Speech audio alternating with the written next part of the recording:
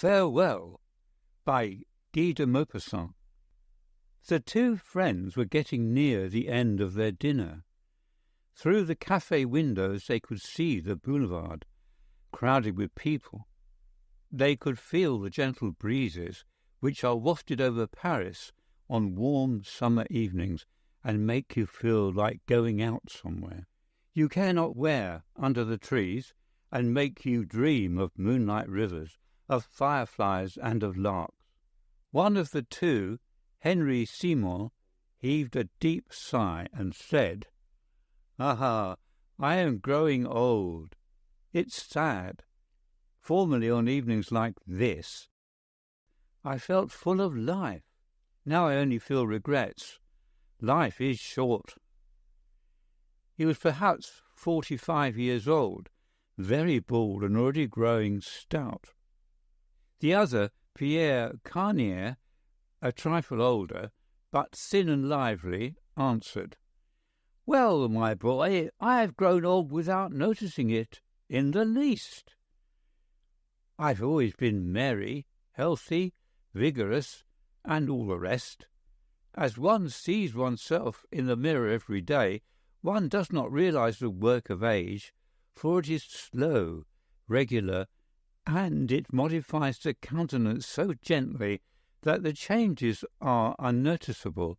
It is for this reason alone that we do not die of sorrow after 2 or 3 years of excitement, for we cannot understand the alterations which time produces. In order to appreciate them, one would have to remain 6 months without seeing one's own face.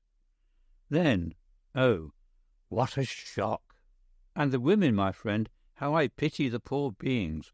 All their joy, all their power, all their life lies in their beauty, which lasts 10 years. As I said, I aged without noticing it. I thought myself practically a youth when I was almost 50 years old. Not feeling the slightest infirmity, I went about happy and peaceful. The revelation of my decline came to me in a simple and terrible manner, which overwhelmed me for almost 6 months. Then I became resigned. Like all men, I've often been in love, but most especially once. I met her at the seashore at Étretat about 12 years ago, shortly after the war. There is nothing prettier than this beach during the morning bathing hour. It is small, shaped like a horseshoe, framed by high white cliffs, which are pierced by strange holes called the portes, one stretching out into the ocean like the leg of a giant, the other short and dumpy. The women gather on the narrow strip of sand in this frame of high rocks, which they make into a gorgeous garden of beautiful gowns. The sun beats down on the shores, on the multicoloured parasols, on the blue-green sea, and all is gay, delightful, smiling. You sit down at the edge of the water, and you watch the bathers. The women come down, wrapped in long bathrobes, which they throw off daintily when they reach the foamy edge of the rippling waves, and they run into the water with a rapid little step, stopping from time to time for a delightful little thrill from the cold water, a short gasp. Very few stand the test of the bath.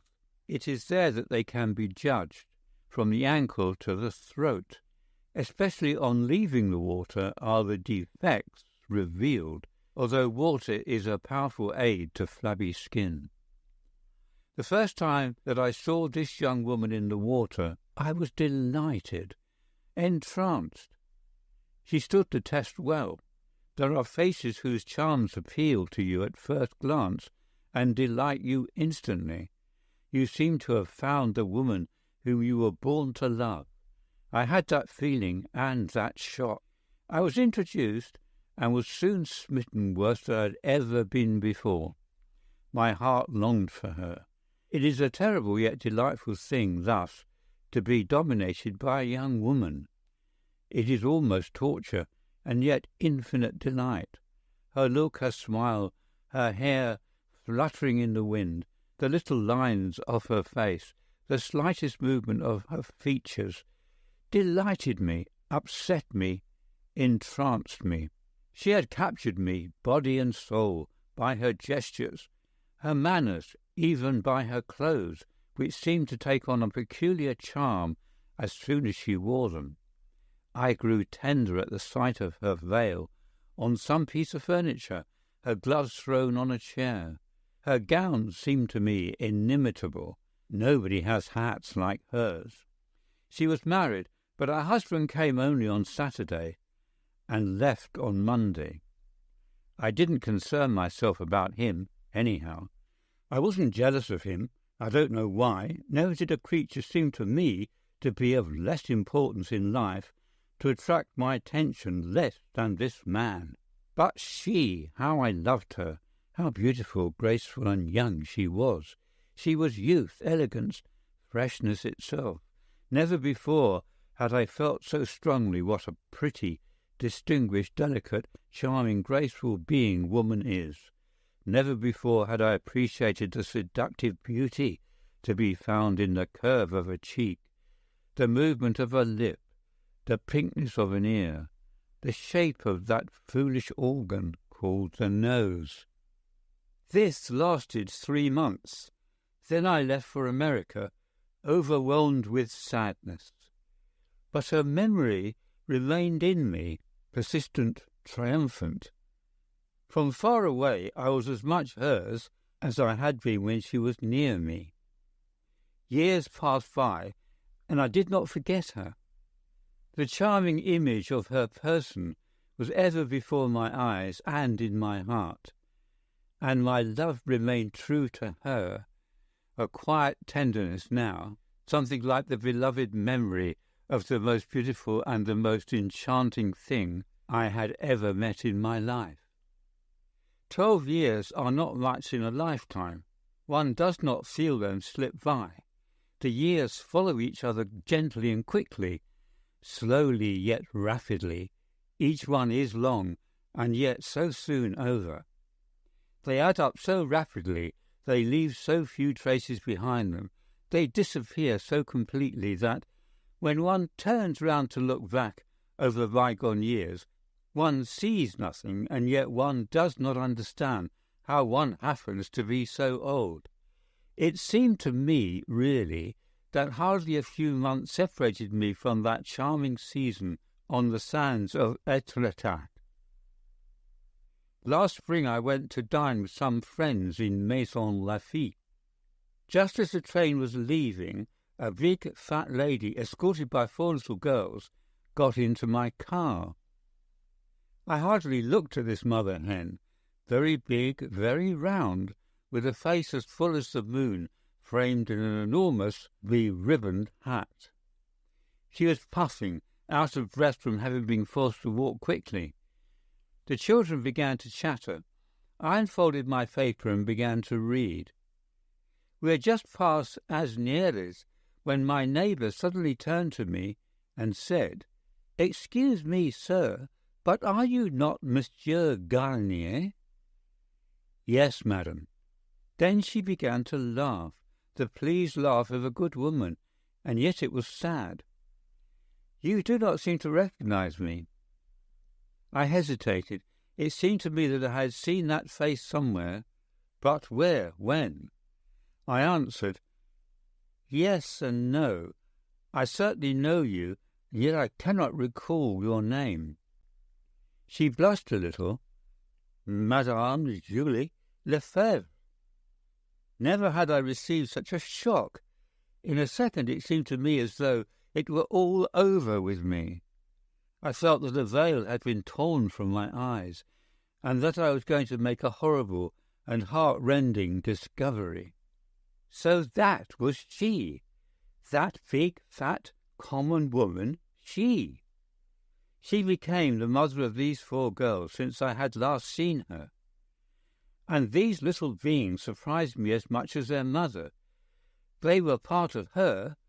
They were big girls and already had a place in life, whereas she no longer counted. She, that marvel of dainty and charming gracefulness.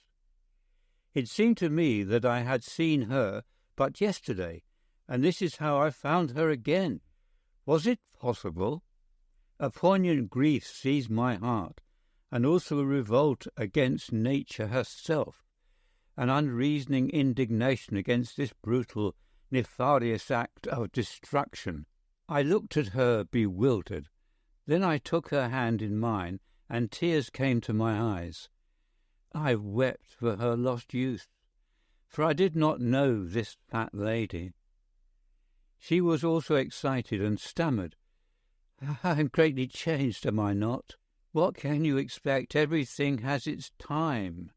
You see, I have become a mother, nothing but a good mother. Farewell to the rest, that is over. Oh, I never expected you to recognize me if we met. You, too, have changed. It took me quite a while to be sure that I was not mistaken. Your hair is all white. Just think, 12 years ago. 12 years. My oldest girl is already 10. I looked at the child, and I recognized in her something of her mother's old charm, but something as yet unformed, something which promised for the future. And life seemed to me as swift as a passing train. We had reached Maison Lafitte. I kissed my old friend's hand. I had found nothing to utter but the most commonplace remarks. I was too much upset to talk. At night, alone at home, I stood in front of the mirror for a long time, a very long time, and I finally remembered what I had been, finally saw in my mind's eye my brown moustache, my black hair, and the youthful expression of my face. Now I was old. Farewell. End of Farewell by Guy de Maupassant.